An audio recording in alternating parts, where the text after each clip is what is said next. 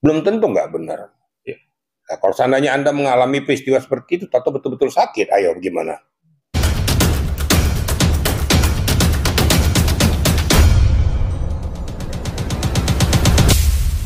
Jadi kalau mencermati peristiwa yang ada di pengadilan, ya kita harus patut bersyukur ya, Alhamdulillah, ya, puji Tuhan, semua berjalan dengan baik.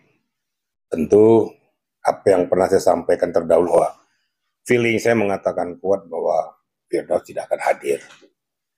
Faktanya memang nggak hadir, kan gitu. Ya kita syukuri. Ini semuanya kan ketidakhadiran ini tentunya membuat suasana jadi cool. Yang kedua, ya memang kena basnya dibekukan, ya tidak layak hadir di pengadilan.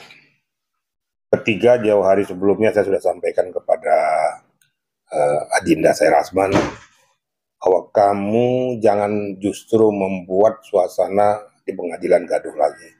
Itu kamu cool. Yang dipentingkan di sini adalah argumentasi hukummu. Ya. Yang dipentingkan di sini adalah dalam uji pembuktian untuk pembelaan dirimu dari sangkaan atau dakwaan yang diberikan pada dirimu. Tunjukkan saja bukti-buktinya, kemudian berikan argumentasi hukum itu. Itu jauh lebih berbobot daripada teriak-teriak. Kita bersyukur dia ikuti semuanya, ya. Dia ikuti petunjuk-petunjuk itu semua, ya. Termasuk juga pada saat nanti ketemu dengan media, kalau ngomong tetap nggak usah, nggak ada gunanya.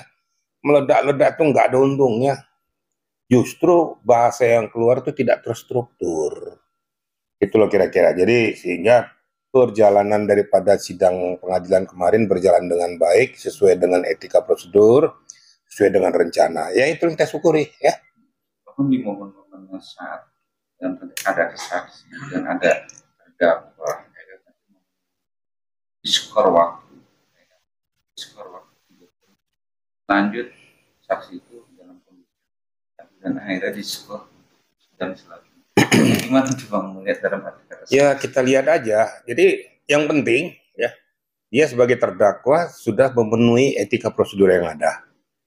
Dia siap menghadapi persidangan tentang dakwaan yang dituduhkan kepada yang bersangkutan dan sudah dijawab, ya, dengan seluruh tim kuasa hukumnya. Ternyata terjadi deadlock, ya, yang mana minta diskors dulu, kondisi daripada saksi pelapor itu kurang fit, ya. Ya manusiawi aja, kita ambil yang positif-positif aja, ya. Nggak usah kita berpersepsi, orang kadang-kadang berpersepsi apa, dalam rangka apa kok dia kayak gini, jangan, nggak usah lah. Supaya clear masalah ini, mungkin kondisi tubuhnya memang tidak fit, kalau dia paksakan, ya kita takut terjadi apa-apa kan. Nah, mungkin langkah yang baik juga menurut saya, sikap yang diambil oleh Hotman mungkin sudah telah berkoordinasi dengan ya hakim. Nah, kalau seandainya tidak dia lakukan langkah itu mungkin akan terjadi hal yang lebih buruk. Mendingan mundur dulu agar nanti situasionalnya bisa berjalan dengan baik dan akhirnya diputuskan bahwa sidang ditunda untuk minggu depan. Ya, umatnya kembali ke tempatnya. Ya kita doakan mudah-mudahan ya segala sesuatunya yang dialami Pak Orman itu bisa kembali pulih sebagaimana biasanya. Jadi kita harus berpikir positif saja ya. Nggak usah kita karena ini mungkin begini. Nah, ini namanya misperception atau sudah memposisikan orang pada posisi yang nggak benar. Belum tentu nggak benar. Nah, kalau seandainya Anda mengalami peristiwa seperti itu atau betul-betul sakit, ayo gimana? Jadi ayo kita, nalar kita yang jernih dan positif menelaah semua permasalahan. Sehingga betul-betul hukum berjalan tegak, etika prosedur bisa berjalan dengan baik, dan hasilnya juga bisa dilakukan secara maksimal. Mungkin gitu ya. Juga dari pihaknya Nasdem sendiri, gue kemarin menjelaskan ada argumen dikit lah ya, dalam pertanyaan dan jawaban. Karena salah satu saksi itu orang itu dari hakim sendiri tidak ada wewenang untuk menunjuk dalam posisi persidangan itu sudah tegasnya sih persidangan itu. Ya kadang-kadang mekanisme itu seperti itu. Jadi kalau mau bertanya tuh apa kurang tegas atau tegasnya hakim, tanya hakimnya, jangan tanya saya. Saya kan juga berkali-kali saya sampaikan kepada rekan-rekan media, saya tidak mau memposisikan orang dan menjatis orang sesuai dengan alam pikiran saya. Ingat loh ya. Saya orang berkadar intelektual, jadi saya nggak mau memposisikan orang, sementara belum tentu apa yang saya posisikan itu betul.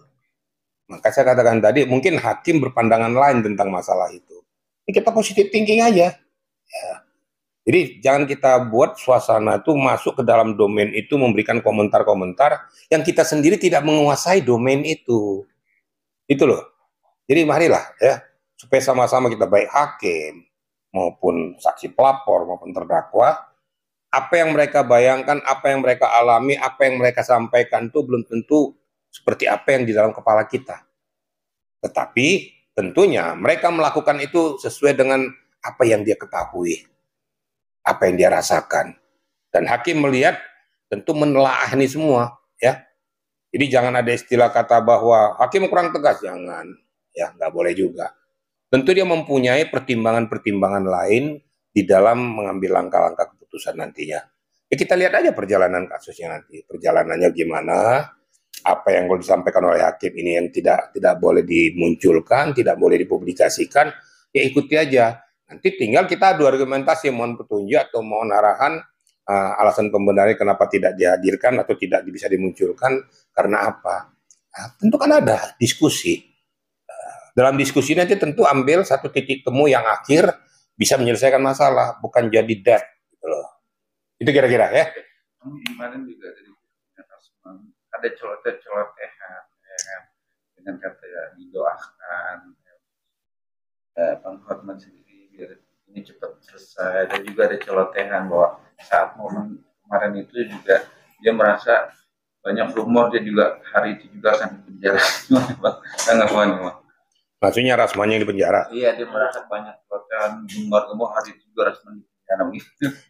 Dari sistem pra-peradilan atau sistem hukum. Jadi begini ya, itu yang saya katakan tadi, posisi orang itu ada like or dislike, kan gitu. Kan sudah tahu netizen kan, netizen bener pun kalau di otaknya nggak benar, dibilangnya aja nggak bener. Yang paling apesnya lagi, dia tidak menguasai area, tidak menguasai situasional, atau tidak menguasai substansi permasalahan, nggak cocok di kepalanya, langsung aja dia ngejelek-jelekin aja, padahal dia nggak ngerti sama sekali tuh. Jadi ditanya dia, itu apa sih tadi, kata dia aja nggak tahu, pokoknya ngejeblak aja, kena ngefans gitu kan. Bukan urusan ngefans di sini. Kalau mau kita menjadi suatu netizen yang mau pengen mendapatkan edukasi hukum, ikuti gitu loh. Jangan mau apa di kepalamu. Gitu loh.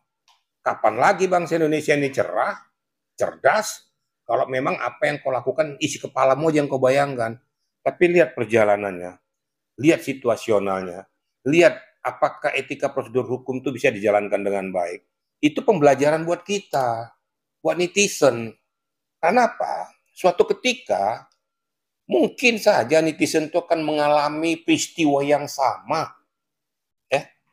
Nah, dalam peristiwa yang sama itu dia akan bisa menalar, oh, dulu kejadian seperti ini, jurisprudensi jadi kan ini menjadi pokok bahan saya untuk melakukan langkah-langkah berikutnya. Harusnya begitu. Makanya negara-negara maju itu seperti itu. Negara Indonesia cuma suka, nggak suka, ngebully, bukan berpikir positif. Kapan berkembangnya?